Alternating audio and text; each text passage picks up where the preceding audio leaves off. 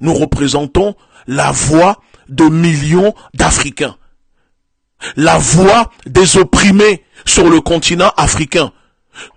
Ces opprimés à qui, vous les journalistes et les médias occidentaux, vous refusez de leur donner la voix pour qu'ils dénoncent les injustices, l'inégalité, la barbarie, les tortures, les génocides, le néocolonialisme qu'ils subissent. Nous le faisons. Donc, c'est tout à fait normal qu'ils nous écoutent. Concernant l'article poubelle du New York Times à mon sujet, je vais répondre plus tard. Je suis en train de leur préparer une réponse qui sera très salée. Mais quand je vous dis très salée, ça sera vraiment très salé. Parce que là, vous m'avez tendu le bâton et je vais vous fouetter avec. Je vais vous faire un chicotement du pied à la tête, de la tête aux pieds. Et vous allez comprendre que les Africains en 2024 ne sont plus les Africains de 1960.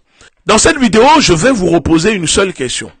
Et je vous prie de répondre.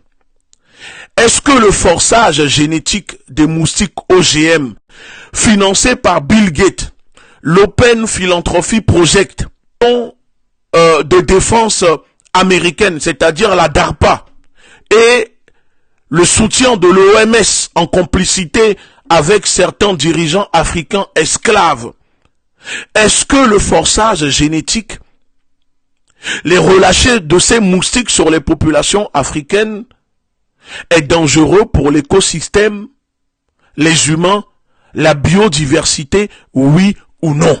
D'autant plus que sur le site de Target Malaria, vous-même, vous avez publié dessus en disant que les moustiques relâchés ne sont pas efficaces à 100%. Alors, c'est une raison de plus de suspendre ce projet terroriste. Parce que oui, je le répète, c'est du terrorisme scientifique. Si tous les moustiques génétiquement modifiés relâchés dans la nature ne sont pas 100% efficaces, comme il est écrit sur leur propre site, le site de Target Malaria. Alors, que deviennent-ils ces moustiques qui ne sont pas efficaces? Quel risque causent-ils? Quelle maladie propagent-ils?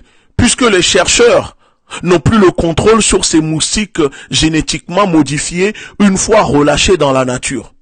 Au lieu de répondre à nos accusations, au lieu de répondre à mes accusations pour essayer de convaincre ceux qui doutent, vous êtes